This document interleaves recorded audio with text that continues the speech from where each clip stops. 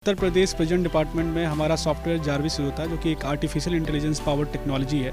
ये यूपी के सारे जिलों में चल रही है। इसका इस्तेमाल इस प्रकार हो रहा है, और अगर आप इम्पैक्ट की बात कर रहे हैं तो हमने लगभग 5000 क्रिमिनल्स अभी तक पकड़ने में मदद करी है। इस पे आर्टिफिशियल इंटेलिजेंस के माध्यम से बहुत सारी एक्टिविटी को ऑटोमेटिकली मॉनिटर किया जाता है। जैसे जेल के अंदर कहीं वायलेंस हो जाए या कोई इंट्रूजन हो जाए। हर घंटे में 100 मर्डर होते हैं देश में, और 300 आईपीसी क्राइम्स होते हैं। ज़्यादातर क्रिमिनल्स हमारे रिपीटेटिव हैं, वो क्राइम करते हैं, जेल जाते हैं, बाहर आते हैं, फिर क्राइम करते हैं। यानी उनका डेटा अगर रिपीटेटिव है तो आर्टिफिशियल इंटेलिजेंस के माध्यम से उन्हें आइडेंटिफाई किया जा सकता है। मुख्तार अंसारी बांदा जेल में बंद है, लेकिन लखनऊ में तमाम सारे अधिकारी बैठ के उसकी निगरानी कर रहे हैं। ऐसा इसलिए संभव हो पाया क्योंकि स्टार्टअप कंपनी है स्टैक्यू, और उसका प्रोडक्ट है जारविस, जिसके माध्यम से उसकी निगरानी की जा रही है। हमारे साथ बातचीत के लिए मौजूद है अतुल लाय, जिन्होंने इस प्रोडक्ट को बनाया है, और यूपी सरकार जो है इन्हीं की कंपनी के साथ अनुबंध के अधीन उन कैमरों से मुख्तार अंसारी नजर रख रही है। बातचीत करते हैं। अतुल जी, बताइए कि किस तरीके का ये प्रोडक्ट है और कैसे निगरानी हो रही है मुख्तार अंसारी की बांदा जेल से लखनऊ में। तो हम लोग अभी उत्तर प्रदेश प्रेजेंट डिपार्टमेंट में हमारा सॉफ्टवेयर जारविस होता है, जो कि एक आर्टिफिशियल इंटेलिजेंस पावर टेक्नोलॉजी है। ये यूपी के सारे जिलों में चल रही है, जिसमें कि 2100 कैमरे उत्तर प्रदेश प्रेजेंट डिपार्टमेंट के कमांड सेंटर पे लाए गए हैं, लखनऊ हेडक्वार्टर पे। और उस पर आर्टिफिशियल इंटेलिजेंस के माध्यम से बहुत सारी एक्टिविटी को ऑटोमेटिकली मॉनिटर किया जाता है। जैसे जेल के अंदर कहीं वायलेंस हो जाए या कोई इंट्रूजन हो जाए, या किसी नॉन क्रिमिनल को आइडेंटिफाई कर मिलने के लिए कोई आ रहा है, कोई सस्पिशियस आदमी, तो उसका फेशियल रिकॉग्निशन हो जाए। तो इस टाइप की बहुत सारी चीज़ें वहाँ पे एक्टिवेटेड हैं। फिलहाल इस मामले में क्या है कि जो फीड है वो कमांड सेंटर पर रियल टाइम में मॉनिटर की जा रही है। कमांड सेंटर में एक वीडियो वॉल है जहां उसके माध्यम से, दूसरा मोबाइल ऐप के माध्यम से जो तमाम अधिकारियों के पास है। दूसरा, इस पे एआई के माध्यम से बहुत सारी चीज़ें ऑटोमेटेड भी करी गई हैं। जैसे कोई इंट्रूजन हो रहा है, कोई वायलेंस हो रहा है, या कोई और भी गतिविधियाँ हैं जो कि आपको उसमें कैमरा के सामने नहीं बताना चाहूँगा, बट ऐसी बहुत सारी सस्पिशियस एक्टिविटीज़ हैं जिनको मॉनिटर किया जा रहा है। तो क्या ये सिर्फ पिक्चर रिकॉर्ड कर रहा है, सिर्फ वीडियो रिकॉर्ड कर रहा है, कि ऑडियो भी रिकॉर्ड है? ऑडियो से भी पता चल रहा है कि मुख्तार अंसारी किस तरीके की वहाँ क्या बातचीत हो रही है जो तमाम सारे जेल अधिकारी हैं, या फिर और किस तरीके से जो सुविधाएं हैं इसमें? नहीं, ऑडियो नहीं है, ऑडियो नहीं कर रहे हैं। ऑडियो बेसिकली नहीं है। बेसिकली इसमें सिर्फ कैमरे के फीड के माध्यम से जो भी चीज़ें आप एनालाइज कर सकते हैं। जैसे इस कैमरे के सामने कोई मारपीट हो गई, तो उसमें किसी को देखने की ज़रूरत नहीं है। वो सॉफ्टवेयर खुद बता देगा कि यहाँ पे मारपीट होने लगी है, या ऐसा कोई यहाँ पे घुसपैठ करने की कोशिश कर रहा है, यहाँ ऐसा कोई और भी एक्टिविटीज़ हैं, कोई फ़ोन यूज कर रहा है, कोई मीटिंग एरिया में ऐसा आदमी मिलने आया है जो पहले से बहुत नोन है, क्रिमिनल है। तो इस टाइप की एक्टिविटीज़ को आर्टिफिशियल इंटेलिजेंस के माध्यम से डायरेक्टली मॉनिटर किया जा रहा है, और इसका रियल टाइम अलर्ट तमाम अधिकारियों के पास जा रहा है, जो कि वहाँ पे अधिकारी हैं, चाहे लखनऊ में हो चाहे लोकल अधिकारी हों। तो इस प्रकार से इस टेक्नोलॉजी का इस्तेमाल यूपी प्रिजन में हो रहा है, और ये पहले से हो रहा है। 2019 में ये प्रोजेक्ट वहाँ पे लॉन्च हुआ था, तो ये प्रोजेक्ट वहाँ काफ़ी पहले से है। आपका किस तरीके से अनुबंध है उत्तर प्रदेश सरकार के साथ, और कैसे आपके इंटेलिजेंस सिस्टम को उत्तर प्रदेश सरकार यूज़ कर रही है? तो उत्तर प्रदेश प्रेजेंट डिपार्टमेंट ने 2019 में इस प्रोजेक्ट का शुरुआत किया था। तत्कालीन डीजी थे चंद्रप्रकाश सर, फिर बाद में आनंद कुमार सर ने इसको फर्दर वो किया। तो इसमें जो मेन काम था कि सारे फीड को इकट्ठा किया जाए, क्योंकि यूपी प्रिजन बहुत बड़ा है, 70 प्रिजन है, और लोकेशंस अलग अलग हैं। तो लोकेशन से फीड को इकट्ठा करके बहुत सारी चीज़ों को ऑटोमेट किया जाए, रेदर देन कि हम ह्यूमन पर डिपेंडेंट, किसी इंसान पर डिपेंडेंट हो उसको मॉनिटर करने के लिए, हम सॉफ्टवेयर पर डिपेंडेंट हो जाए, क्योंकि एक साथ 2100 कैमरे आप मॉनिटर नहीं कर सकते। तो इसीलिए इस सॉफ्टवेयर का निर्माण किया गया। आदरणीय मुख्यमंत्री जी ने उसका उद्घाटन किया। तो इस प्रकार इस सॉफ्टवेयर का वहाँ मतलब 6 दिसंबर 2019 को वहाँ पे लॉन्च किया गया था ये। तो तब से इसका इस्तेमाल वहाँ पे हो रहा है। मुख्तार की निगरानी के लिए कितने कैमरे लगाए गए हैं बांदा जेल के अंदर? अब बांदा जेल में कोई स्पेशल कैमरा नहीं लगा गया। बांदा जेल में जो पहले से जो कैमरे थे 30-32, हर जेल में ऐसे ही 30-35-40 कैमरे हैं, उन्हीं को इस्तेमाल किया जा रहा है। ऐसा कोई बहुत स्पेशल वो नहीं है, क्योंकि प्रिजन की मॉनिटरिंग बहुत पहले से की जा रही है, और बांदा में भी प्रिजन की मॉनिटरिंग पहले से की जा रही है। तो उसके फीड को अभी एक्टिवली मॉनिटर किया जा रहा है। ऑफकोर्स की एक ऐसा केस है, तो उस हिसाब से इसका इस्तेमाल हो रहा है। तो मुख्तार के क्या बैरक में भी कैमरे लगा के उसके जो है फीड है वो डायरेक्ट टेलीकास्ट की जा रही है?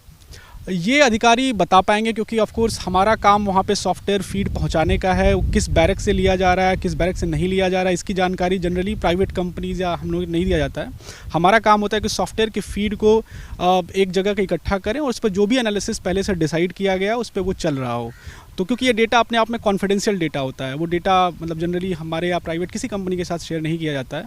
तो वो डेटा कमांड सेंटर पे जाता है, वहाँ पे सारे एनालिटिक्स होते हैं, और वो कैमरा आप कहीं भी पोजीशन कर दें, जो आपके डिसाइडेड एनालिटिक्स है उस पर चल रहे होंगे।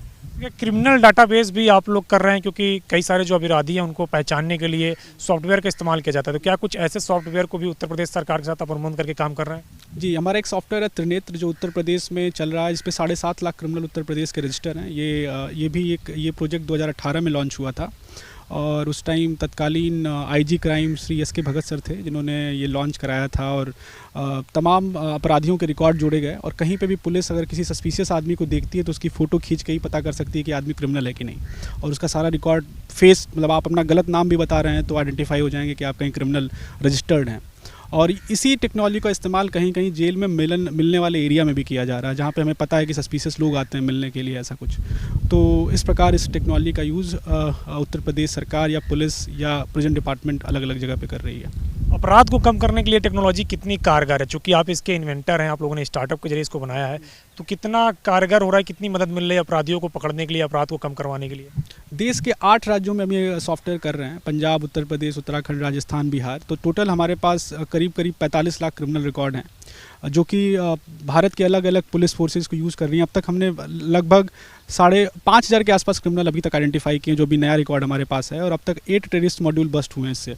तो that is what we are doing. आपको ये टेक्नोलॉजी अपने आप में पुलिस के लिए काफ़ी ईजी है, आपको यूज़ करना। Simple mobile app based technology है, और जो कमांड सेंटर पे यूज़ होता है, वहाँ पे एक हेडक्वार्टर पे कमांड सेंटर है, जहाँ से आप बहुत सारी चीज़ें देख सकते हैं, एनालिटिक्स देख सकते हैं, रियल टाइम स्ट्रीम देख सकते हैं, अलर्ट देख सकते हैं।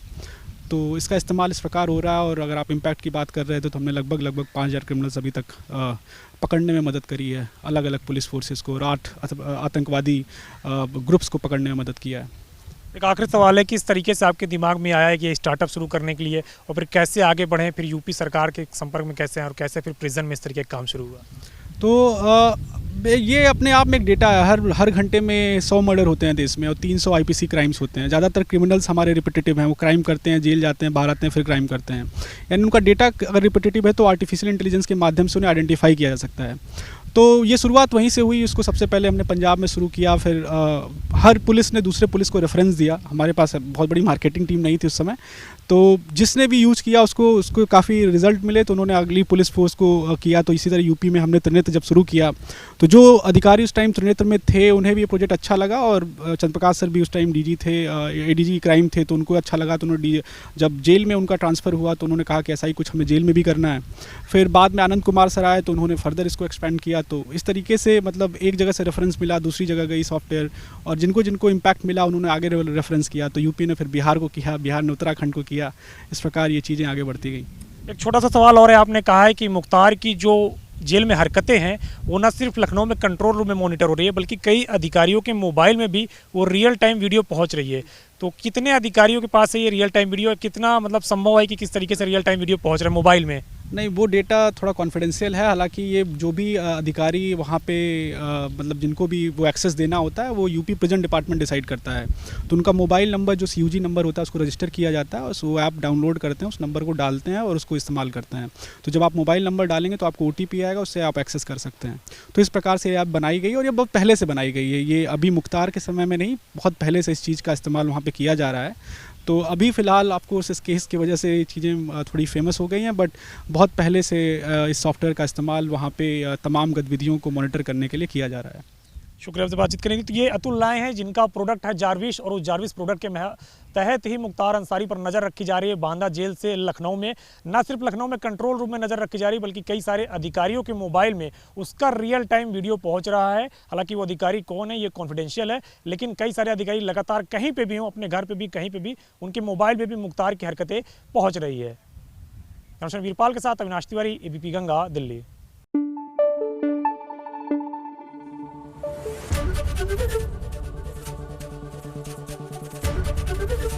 ABP गंगा, खबर आपकी, जुबान आपकी।